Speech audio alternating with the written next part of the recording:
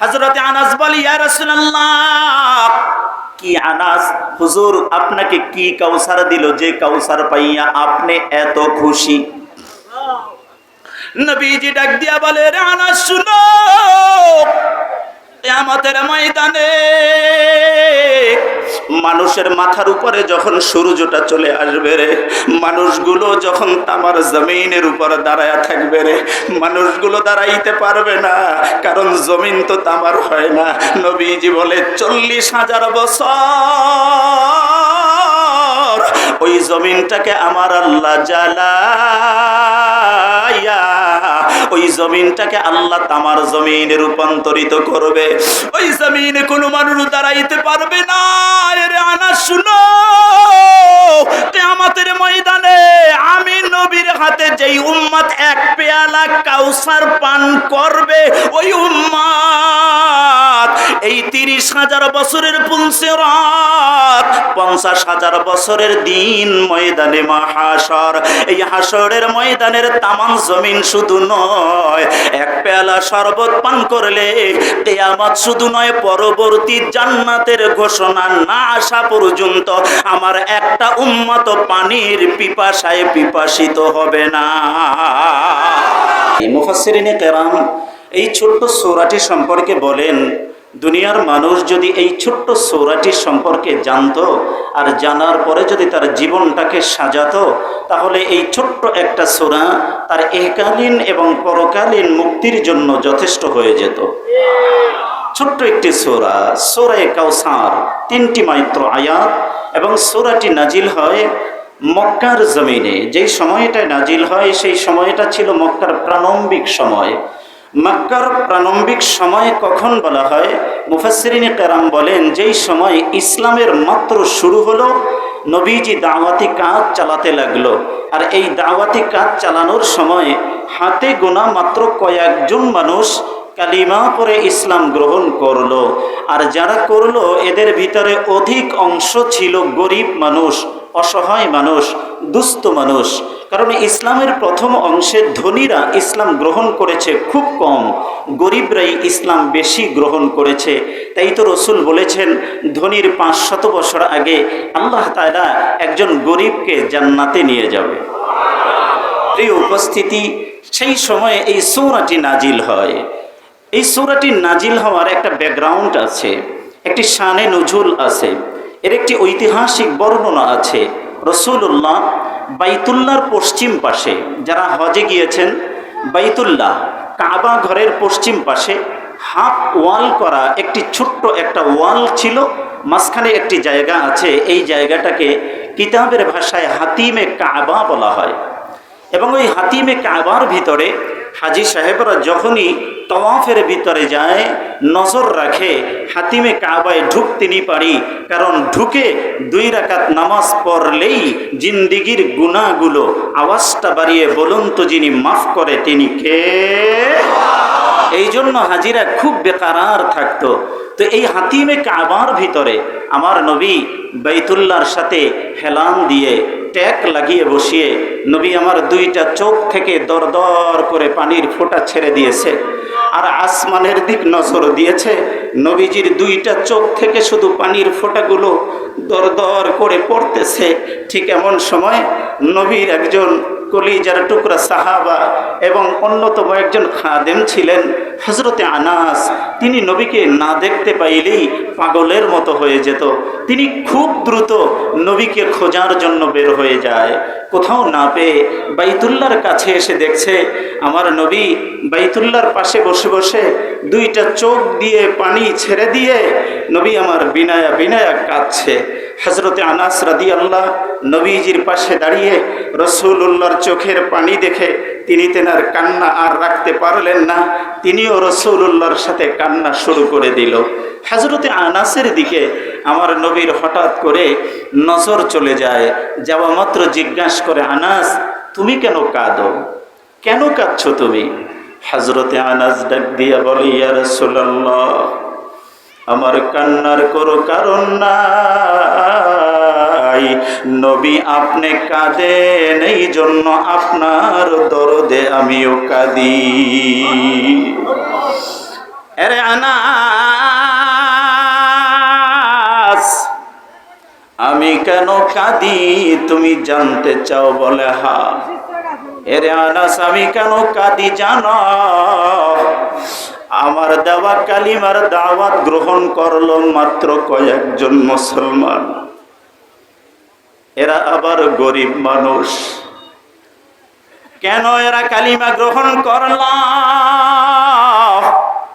এই অপরাধের কারণে আমার ওই কলিজার টুকরা সাহাবীগুলোর উপরে মক্কার কাফের গুলো অমানসিক নির্যাতন করতেছে, এই জন্য আমি কাঁদি। আরে আনাস, আমার বেলালের খবর কি পাইছ?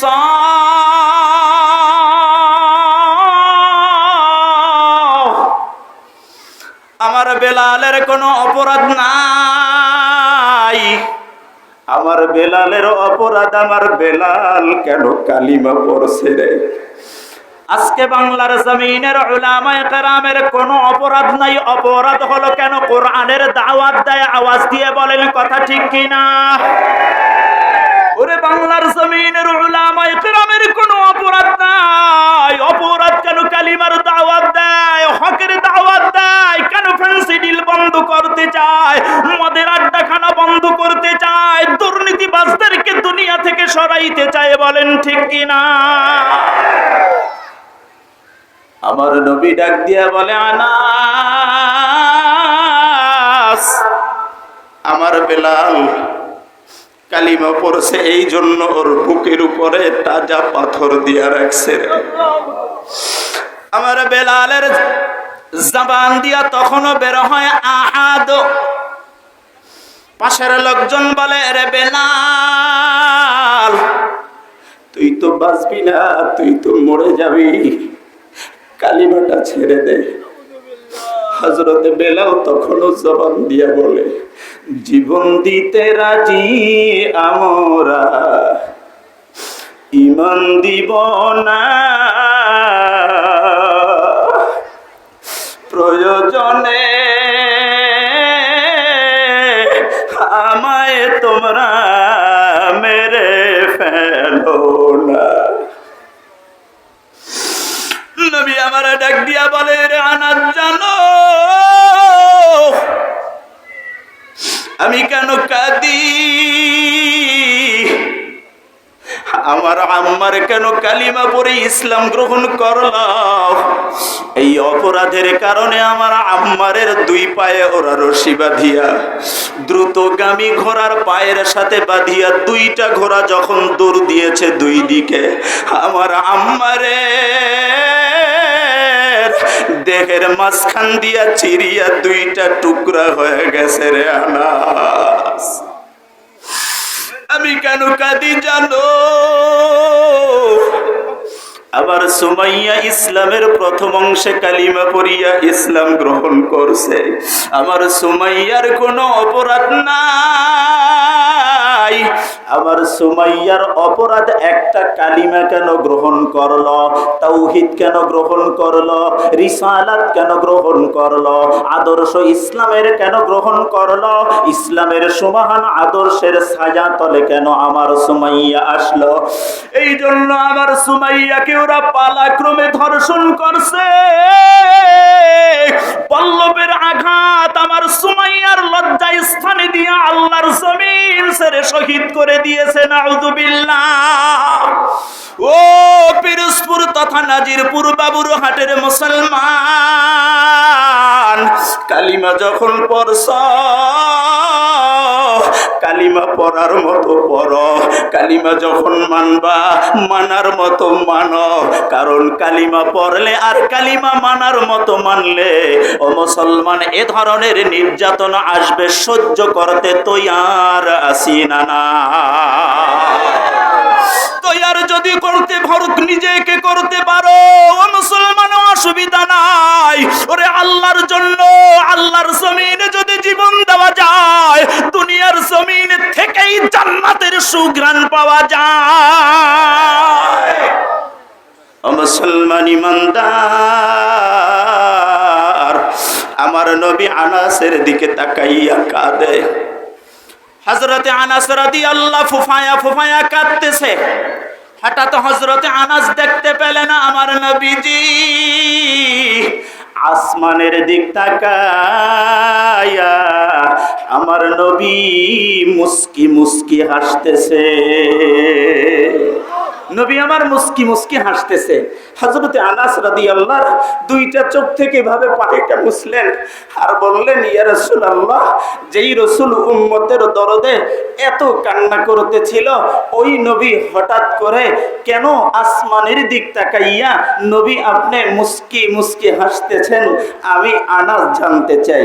আমার নবী ডাক দিল, এরে আনাস শোনো, যখন সাহাবায়ে কেরামদের দরদ নিয়ে আমি কান্না করতেছিলাম, আসমানের মালিক আল্লাহ,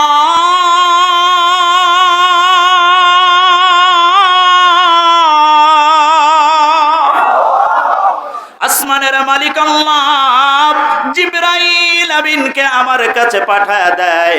আর জিবরাইল আমার কানের কাছে কান মুখটা লাগায়া বলতেছে, হুজুর, আমার আল্লাহ এই মুহূর্তে আপনার জন্য নেয়ামতে ভরপুর দৌলতময় 3 আয়াত বিশিষ্ট একটা সূরা নাজিল করেছে। হযরতে আনাস বলে, ইয়া রাসূলুল্লাহ, কি এমন সূরা আপনাকে দিল যেই সূরাটা পাইয়া আপনি খুশি হয়ে গেলেন? নবী আমার আনাসকে বলতেছেন, ইন্না আ'তাইনাকাল কাউসার ফাসাল্লি লিরাব্বিকা ওয়ানহার ইন্না শানিআকা হুয়াল আবতার। আর একটু জোরে বলেন না, একটু কষ্ট করা যাবে কি ইনশাআল্লাহ? অনেক খালি জায়গা সামনে, পারবেন কি একটু আসতে? আমি আলোচনা চালাই যাইতেছি, আমি জিকির করব না, সময় নিব না, কারণ সময় হাতে কম না বেশি? কম, যার জন্য আপনাদের উদ্যোগে আপনার সামনে আগান। নিয়ত রাখেন, হ্যাঁ নিয়ত রাখেন, আমি জান্নাতে রওনা দিলাম, আল্লাহ কবুল করুক। 2 মিনিট বাকি আছে, জান্নাতে রওনা দিলাম। ও মুসলমান ইমানদার, হযরতে আনাস জানতে চাই, ইয়া রাসূলুল্লাহ, ইন্না আ'তাইনাকাল কাউসার, নিশ্চয়ই আমি আপনাকে কাউসার দিলাম। হযরতে আনাস বলে, ইয়া রাসূলুল্লাহ, কি আনাস, হুজুর আপনাকে কি কাউসার দিল যে কাউসার পাইয়া আপনি এত খুশি? নবীজি ডাক দিয়া বলে, রে আনাস শুনো, কিয়ামতের ময়দানে মানুষের মাথার উপরে যখন সূর্যটা চলে আসবে রে, মানুষগুলো যখন তামার জমিনের উপর দাঁড়ায়া থাকবে রে, মানুষগুলো দাঁড়াইতে পারবে না, কারণ জমিন তো তামার হয় না। নবীজি বলে 40,000 বছর ওই জমিনটাকে আমার আল্লাহ জ্বালায়া ওই জমিনটাকে আল্লাহ তামার জমিনে রূপান্তরিত করবে। ওই জমিনে কোনো মানুষ দাঁড়াইতে পারবে না। এরে আনাস শুনো, কিয়ামতের ময়দানে আমি নবীর হাতে যেই উম্মত 1 পেয়ালা কাউসার পান করবে, ওই উম্মত এই 30,000 বছরের পুলসিরাত, 50,000 বছরের দিন ময়দানে মাহাশর, এই হাসরের ময়দানের তামাম জমিন শুধু নয়, 1 পেয়ালা শরবত পান করলে কিয়ামত শুধু নয়, পরবর্তী জান্নাতের ঘোষণা না আসা পর্যন্ত আমার একটা উম্মত পানির পিপাসায় পিপাসিত হবে না। ও মুসলমানের দল গো, আলোচনা শেষ, আযানের সময় হয়ে গেছে। আল্লাহ বলে, ইন্না আ'তাইনাকাল কাউসার, আমি আপনাকে কাউসার দিলাম, ফাসাল্লি লিরাব্বিকা ওয়ানহার, 2টি কাজের বিনিময়ে আমি দিলাম। এক হলো আল্লাহ বলে, এক হলো নামাজ, আর এক হলো নবী আপনি জানায়া দেন তারা জানি কোরবানি দেয়। ফাসাল্লি, তারা যদি নামাজটা আদায় করে আর যদি তারা কোরবানি করতে পারে, আমি আল্লাহ তাদেরকে কাউসারের মালিক বানায়া দিব।